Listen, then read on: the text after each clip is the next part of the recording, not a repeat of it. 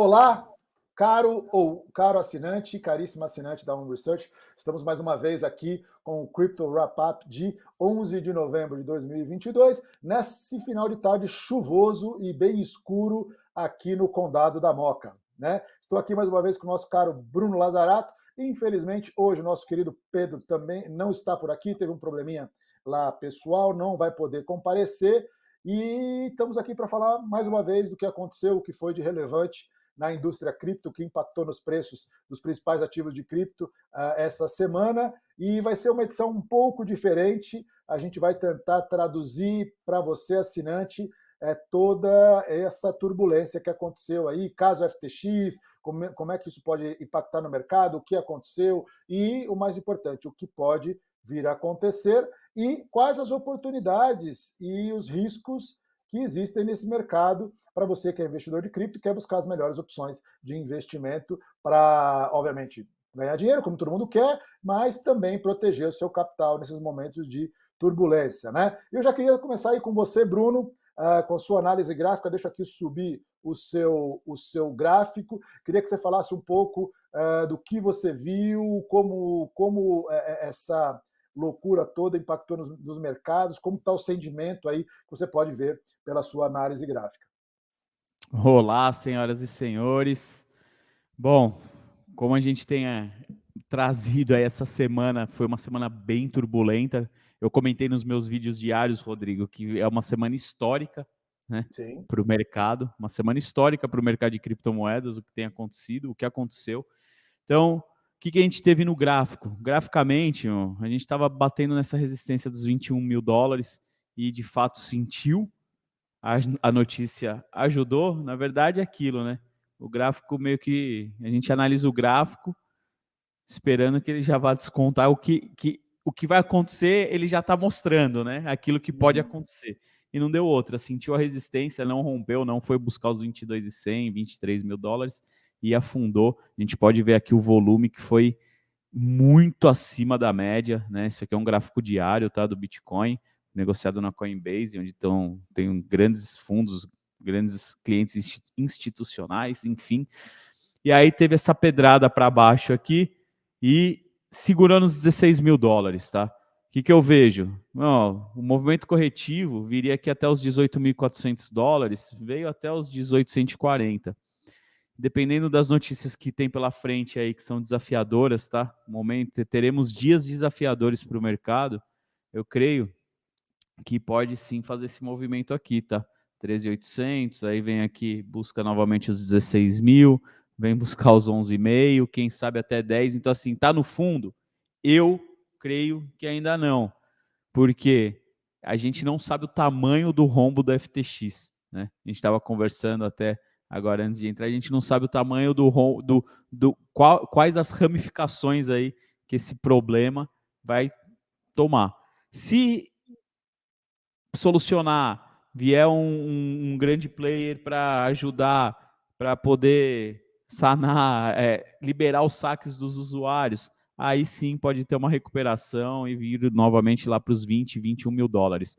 Até porque eu creio que se não fosse esse problema da FTX, nós estaríamos trabalhando com o Bitcoin na casa dos 25, 26 mil dólares e Ethereum na casa dos 2 mil dólares, por conta dos dados nos Estados Unidos. Só para vocês terem uma ideia, ó, aqui a gente tem o gráfico do S&P, né, do futuro do S&P, e só ontem, subiu 5,8%. Então, quer dizer, o Bitcoin acompanharia, o mercado cripto acompanharia, a gente veria ali, como eu falei, Bitcoin a 25, 26 mil dólares, Matic a 1 dólar e 50, porque é uma moeda que está forte, até uma moeda que eu Uhum. quero mostrar aqui para vocês, né? Esse aqui é um gráfico de 4 horas, tá, pessoal? Então, apesar, ela tinha tido uma boa melhora, uma boa valorização durante a semana, né? E aí com o evento FTX teve a queda acompanhando todo o mercado, recuperou muito bem, porque do fundo até o topo da recuperação aí, ela subiu 45%, tá? Isso aqui, ó, foi de 9 a 10 de novo, então foi um dia. Uhum. Subiu 45% e agora está fazendo um movimento corretivo. E aqui a gente tem, né, bandeira de alta, enfim, gráfico de 4 horas. Se romper essa bandeira, a gente vai pegar esse mastro aqui e colocar aqui, ó. A projeção é lá por volta de $1,40. Então a gente teria uma valorização aí de aproximadamente mais 38, 40%, tá? Isso aí é para a Matic. Por que eu falo dela? Porque ela está forte. Ela está se mostrando resiliente aí em relação a toda essa bagunça do mercado, mesmo a FTX, a Alameda, ser uma das investidoras dela. Na verdade, eles são investidores de De quase quase tudo, todo né? projeto bom, né? Tudo que é projeto bom, eu creio que eles têm uma participação, tem uma grana. Foi muito Você bom vai falar. você. Isso eu ia falar que foi muito bom você trazer o caso da Matic, porque é uma coisa que a gente sempre recomenda. Hoje de manhã, até tive no Spaces lá da Home Research, falando com o Roberto e com a Juliana sobre os impactos e tudo que aconteceu essa semana. E uma coisa que eu sempre gosto de falar para o investidor: tente fugir do ruído, tente buscar informações relevantes e o mais importante, todo token, em tese, é lastreado por um projeto, por uma ideia que seja, por um projeto de tecnologia, por um desenvolvimento, por um jogo, ou até dos tokens que são meme coins, que são basicamente para especulação. Mas muito dos tokens, muito dos ativos de cripto que hoje estão no mercado são ativos que estão lastreando ou que estão financiando projetos. E o projeto Polygon é um dos projetos mais interessantes, é uma segunda camada do Ethereum que vem melhorar os processos no Ethereum, vem tornar os processos e os negócios que são montados dentro da rede Ethereum através de smart contracts. Não quero ser muito técnico, mas é importante que o projeto faça sentido. E, na minha opinião, Polygon é um dos projetos que mais faz sentido. Tem muita gente boa no desenvolvimento e o benefício é muito claro, né? O desenvolvimento do token Polygon e da Polygon e o desenvolvimento que está por trás, ele é muito interessante porque vai resolver problemas que são reais na execução de smart contracts na rede Ethereum, né? São as soluções chamadas de segunda camada, né? Então, é importante, como o próprio Bruno disse, por mais que houve a queda, por mais que houve realmente um baque aí por causa das questões da FTX, que todo o mercado caiu, mas os projetos que são sólidos, os projetos que são concretos, os projetos que têm razão de ser e têm reais benefícios, tendem a se destacar. E o Polygon, no caso, o Token Matic, é um deles, né? E interessante que, assim, como o Rodrigo falou, todos esses projetos que têm um astro, né, algo que entrega, e durante esse bear market continua desenvolvendo, continua entregando, continua fechando parceria, quando vier o bull market, eles vão nadar de braçada, né? É o que a gente espera. Um outro token que eu aposto, aqui eu estou me arriscando que eu não preparei o gráfico, né? O Chainlink. O Chainlink é um projeto que eu gosto muito também, que eu acho muito interessante. Você tem o gráfico dele aí, Bruno? Tá na Só para a mão. gente fazer uma comparação. A Link ela não se recuperou tão rápido, tá? E ela estava Uhum. forte, viu? Eu vou colocar aqui o gráfico diário, ó. Olha o gráfico diário dela como que estava. Ela tinha saído aqui, ó, em agosto ela tinha dado uma porrada para cima e aí congestionou, Uhum. né? Uhum. E aqui até a gente fez algumas operações aqui nesse meio tempo aqui. Entre 12 de setembro até 30 de setembro, ela permaneceu na nossa carteira semanal. E Uhum. aqui, no dia 28 de outubro em diante, ela teve uma pernada de alta boa. E, enfim, não precisa nem chover no molhado, né? Com o problema Uhum. FTX, a queda. Ela se recuperou, mas nem tanto como a Matic. Uhum. Porém, eu vejo como um bom projeto. E, irmão, eu creio que ela tem muito espaço para andar, tá? Ó, gráfico semanal. E o mais É. importante, que ela não perdeu o fundo feito lá em junho. O Bitcoin perdeu o fundo feito em junho. Mas, ó, aqui a Link não.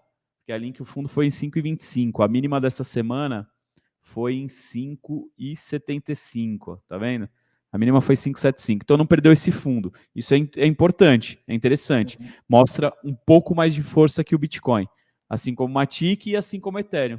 Ethereum Uhum. também. A gente pode pegar aqui, ó, o gráfico diário. Deixa eu pegar esse aqui que está mais limpo.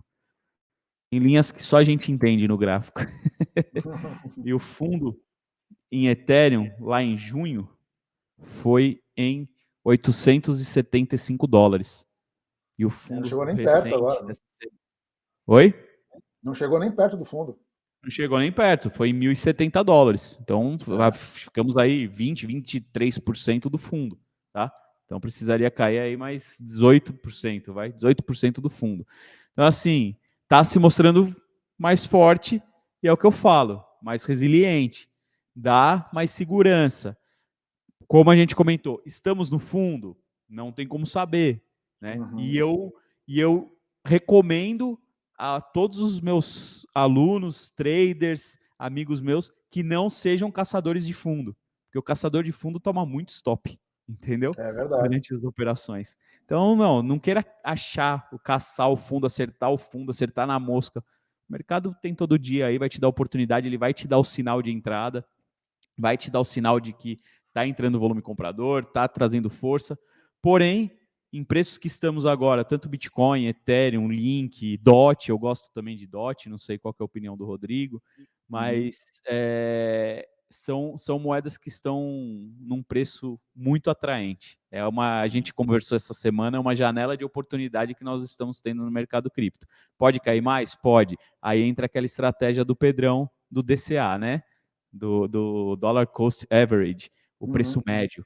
E aí você vai comprando gradativamente aí para longo prazo. Para uhum. trade é comprar stop ajustado, stop colocado ali na sua operação, stop, alvo e deixa o trade correr.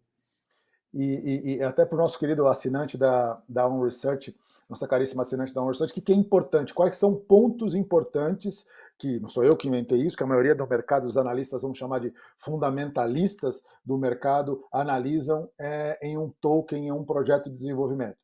Primeiro ponto, se resolve um problema. Ou seja, aquela tecnologia, aquela plataforma, aquele token, ele tem um problema, assim, ele tem uma solução para um problema que existe. Esse é o primeiro ponto. Analise, leia o white paper. O bom do mundo cripto, uma das melhores coisas do mundo do cripto é que é tudo transparente, tem tudo na internet. Então, leia sobre o ativo que você está investindo, entenda se a proposta de valor dele faz sentido, se é algo que tem a ver com o que você acredita, com o seu conhecimento, com o mercado que você conhece. Não vá só pelo hype. Segundo, equipe que está desenvolvendo, as pessoas que estão lá, e a maioria delas é divulgado, você sabe quem são os principais líderes de desenvolvimento, de gestão de projetos, quem está botando aí o skin on the game para criar aquele projeto. Veja se aquele grupo já desenvolveu outras coisas, já participou de outros projetos, se existe experiência, né?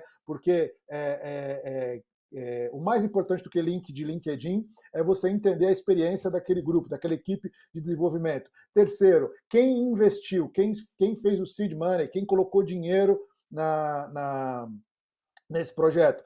Foram fundos que têm experiência, Andreessen Horowitz, Pantera, Animoca e entre outros, a A16Z, ou seja, quem colocou dinheiro nesse projeto, porque existe gente muito profissional nessa análise também. E o mais importante, tente buscar a comunidade. Né? Como que está a comunidade? Cara, a comunidade é ativa, os caras têm community manager, qual que é o grau de comunicação entre o projeto e a comunidade? A comunidade tem condição de interferir, de participar da governança, e o que estão falando lá? Eu acho que são 4 pontos muito importantes e que conseguem dar uma noção, principalmente numa visão de longo prazo, se esse projeto faz sentido ou não. Né? Porque, pô, assim, se você consegue ter boas notícias em relação a esses 4 pontos, é uma garantia de que esse token vai prosperar, que esse projeto vai seguir? Não, não é. Não é, mas é uma boa indicação de que você está investindo em projetos sólidos, em projetos que têm condição de prosperar. E, obviamente, compondo com uma análise gráfica sobre a movimentação dos preços,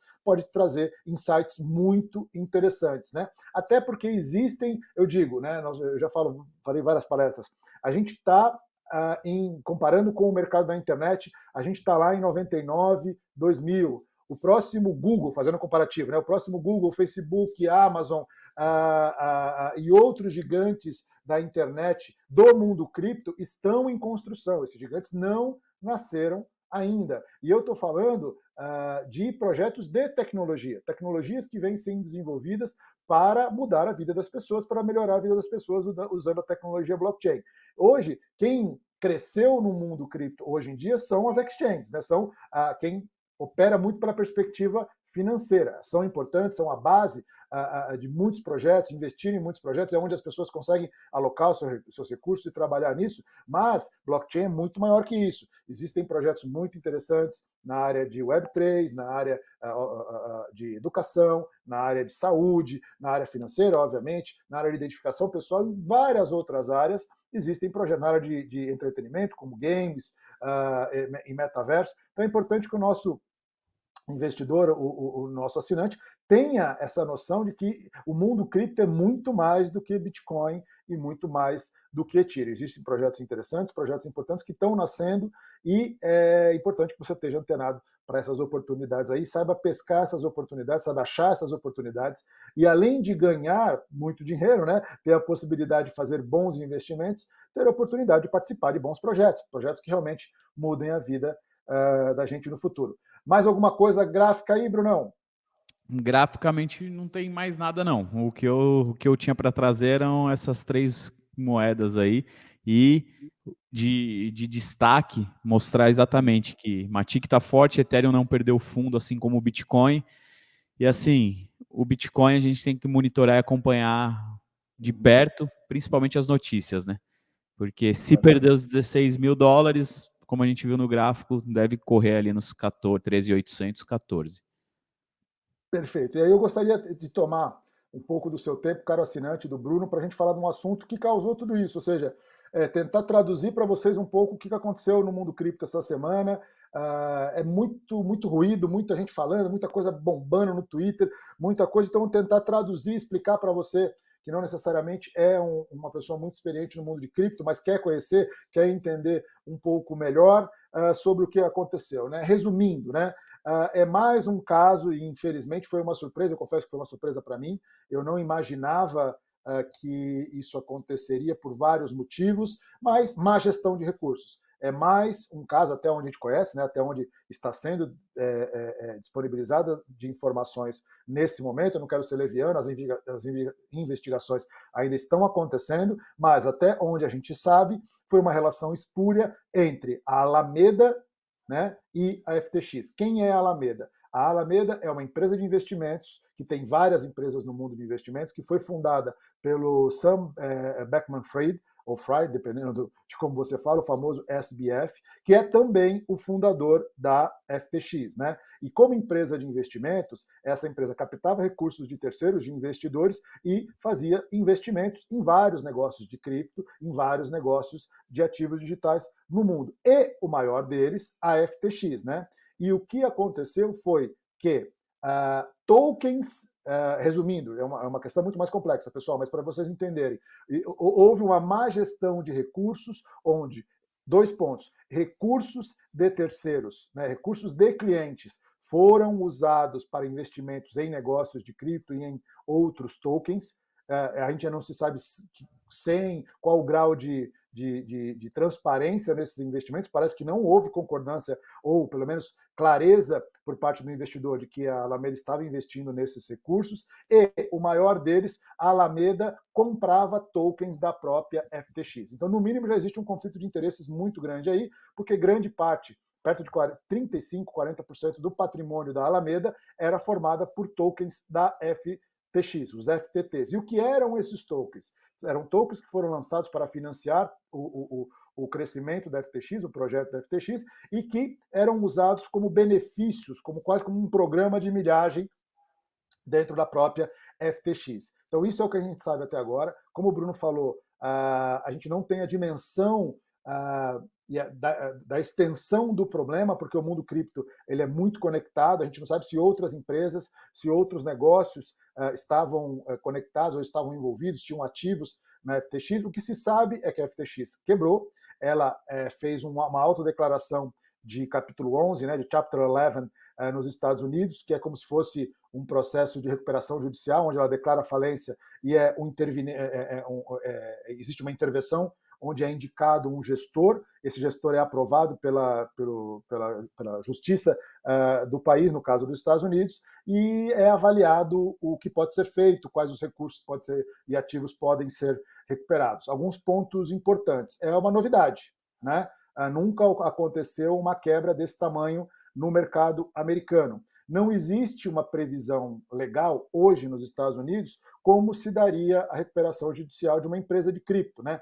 Como vai haver a separação entre o que é ativo da exchange de ativo de cliente, né? E aí eu trago uma informação interessante. Eu, durante muito tempo, tive uma empresa de cripto na Suíça e desde de agosto de 2021 eles têm uma lei que eu achei muito interessante, que regulou o mercado de cripto, né? Onde ele faz uma separação muito clara, o que é ativo do cliente e o que é ativo do operador, seja uma exchange, seja uma plataforma de token, seja um custodiante, seja uma bolsa. Isso dá uma segurança muito grande em casos como esse, porque claramente você consegue separar o que é. E, outra coisa, os credores da empresa, no caso da FTX, se houvesse uma legislação como essa, não teriam acesso direto aos fundos dos clientes, né? Então é importante isso como discussão.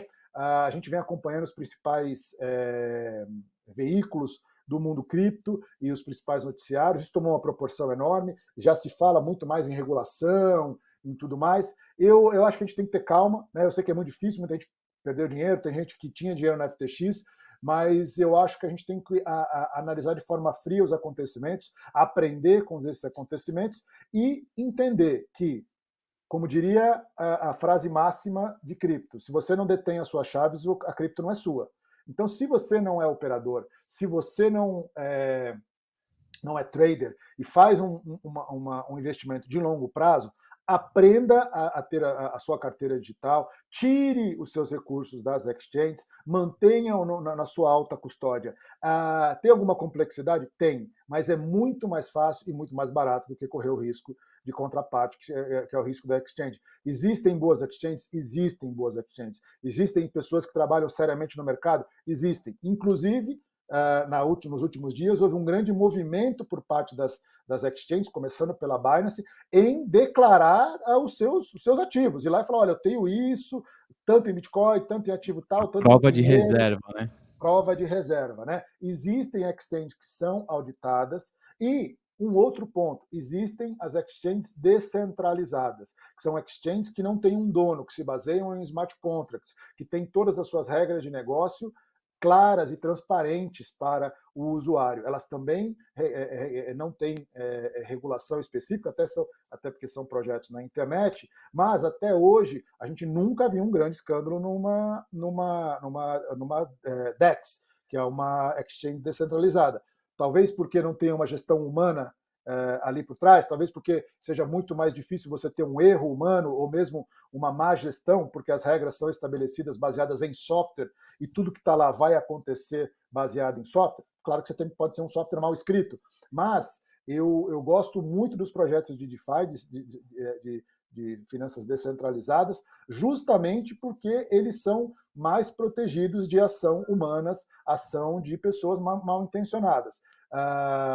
E um outro ponto, depois eu deixo você completar, Bruno, por favor, com a sua visão aí. Vamos tentar, você como investidor, eu sou um pouco mais experiente nesse mercado, tente fugir das grandes personalidades, né? O SBF era uma personalidade importante, ele tinha uma aura em volta dele, era um cara que era conhecido por ser um mecenas da área de cripto, ajudava muita gente, tal. Não existe bonzinho no mundo, não existe pessoas que são infalíveis. Por mais impressionante que seja o personagem por trás daquele indivíduo, ele é um ser humano e ele, além de ser falível, né, ele poder falir, ele pode ter intenções que não sejam as melhores, ou mesmo agir de forma não tão ética possível. Então, assim, tente, como diz uma outra máxima do mundo cripto, né? Não confie, verifique, né? Então, isso é muito importante para que você proteger os seus investimentos e que possa buscar as melhores oportunidades. Esse foi um resumão. Eu nem entrei no relacionamento Binance e FTX, ou mesmo entre o CZ, que é o CEO da Binance, com o SBF, com o Sam, e o que desencadeou esse projeto, que foi uma briga entre eles. Eu não vou entrar nisso, porque aí a gente tomaria horas discutindo o imponderável, discutindo seres humanos, né? Agora, eu tentei trazer para vocês fatos, discutindo fatos do que aconteceu. Agradeço a sua paciência de tomar o tempo, mas a gente achou importante, a equipe de cripto da Home Research achou importante esclarecer esses fatos para vocês. Espero que a gente tenha ajudado vocês a entenderem um pouco melhor aí o que aconteceu. E, por favor, Bruno, sua visão, que é sempre muito importante aí para a gente. Não, em relação ao que você falou de não acreditar nas personalidades, né, nesses mitos do mercado cripto, a gente já está há um tempinho. O que eu aprendi é ser cético, entendeu? É estudar a fundo, procurar ver, fazer a análise fundamental, apesar da minha especialidade ser a análise técnica, e buscar informações do projeto para que quando para minha carteira hold eu tenho toda essa preocupação. Irmão, quando eu entro em alguma coisa muito arriscada, alguma coisa muito nova, eu alocar uma pequena parte de capital. Como ano passado, eu comecei a comprar uma cripto Pocket, comecei a pagar $2 nela, mas muito pouquinho, hoje ela vale 7 centavos, entendeu? E eu comprei mais um pouquinho, porque se daqui 2, 3 anos na próxima bull run ela estourar, vou ainda ter um lucro nela. Mas é algo que eu estudei, eu vi, achei interessante o projeto, achei legal, eu creio que vai ter uma usabilidade, vai ter uma escalabilidade, ela vai trazer, resolver o problema aí das pessoas, né, na área da tecnologia, enfim, só que ela só cai. Imagina se eu tivesse enfiado uma baita de uma grana lá, ia estar desesperado. Assim como carteira de trade, para colocar na exchange, tem que colocar apenas aquilo que você vai usar para operar, né? A corretora te disponibiliza alavancagem, você não precisa ter lá milhões de dólares, você pode ter uma quantia específica apenas para operação e o restante deixa numa cold wallet, que é a melhor coisa que você pode fazer, você vai ficar muito seguro. É isso. Beleza. E só mais uma coisa, a tecnologia não falhou, né? Isso é muito importante. Exatamente. As criptos continuam funcionando, a cada 10 minutos você tem um bloco de blockchain, um bloco de Bitcoin sendo setado. As plataformas, os projetos e smart contracts que foram desenvolvidos no Ethereum continuam rodando, as regras continuam sendo operadas, né, sendo executadas, e foi um caso de falha humana. E o que me dá mais pena, Bruno, agora é uma opinião bem pessoal, eu operei durante muito tempo na FTX, eu achava uma das plataformas mais completas, com melhor usabilidade, fáceis de operar, com produtos muito interessantes. Foi a primeira plataforma a criar os tokens híbridos, né, os tokens sintéticos de ações americanas, de jogos, de uma série de produtos novos. Né? Você podia comprar ações como se fosse um ETF de ações de tecnologia da Nasdaq como um token. Você podia comprar tokens do mercado de saúde. Assim, vários produtos inovadores que foram criados pela equipe da FTX, que agora a gente não sabe o que vai acontecer. Eu não tenho dúvida que tem gente muito boa lá, tem muito desenvolvedor, tem muita gente de operação, tem muito profissional que se dedicou a criar uma nova economia, que se dedicou a criar uma nova empresa, né, uma nova forma de fazer o mercado financeiro, e que estão todos prejudicados por um erro de um ou de poucas pessoas que erraram a mão aí. A gente vai ter que entender o quanto houve de dolo, né, o quanto houve de problema mesmo, né? De cagada, para ser mais exato, né? Mas eu fico com pena dessas pessoas que, cara, certamente muita gente vai perder o emprego, muita gente vai ter esse estigma de participar de um projeto da FTX, e rogo, né? E faço muitos votos que alguém, seja o CZ ou não, ou seja alguma instituição, consiga ver isso, consiga ver que, além das questões de má gestão, tem muita gente boa, tem muita tecnologia, tem muito capital intelectual investido na FTX e possa, de alguma forma, recuperar, e que todo esse capital intelectual, todo esse valor, possa voltar ao mercado e voltar a trazer benefícios para todos os investidores. É isso mesmo, é o que eu acho, porque a plataforma era muito boa. Né? Ela está rodando ainda. Mas o que falhou foi, mais uma vez, o ser humano. Enfim. Como Somos sempre, né, falhos. Bruno? Somos falhos. É isso aí, estendemos um pouco mais nessa discussão. Gostaria de agradecer mais uma vez Bruno Lazarato. É uma pena que a gente não teve o Pedro hoje, mas semana que vem ele vai estar aqui com a gente, trazendo os insights de análise on-chain, que são muito bacanas. Agradeço a sua audiência, agradeço a você, assinante da OnResearch, que se interessa por cripto, e passamos por uma semaninha difícil, não sei como vão ser as próximas, mas eu tenho certeza que cripto vai continuar funcionando e que a cada 10 minutos um bloco de Bitcoin será concluído, tá bom? Grande abraço a vocês aí todos, um ótimo final de semana e uma boa semana. Estamos à disposição aí nas redes sociais da OnResearch e nos produtos disponibilizados na área de cripto OnResearch. Grande abraço a todos, uma boa semana. Um abraço.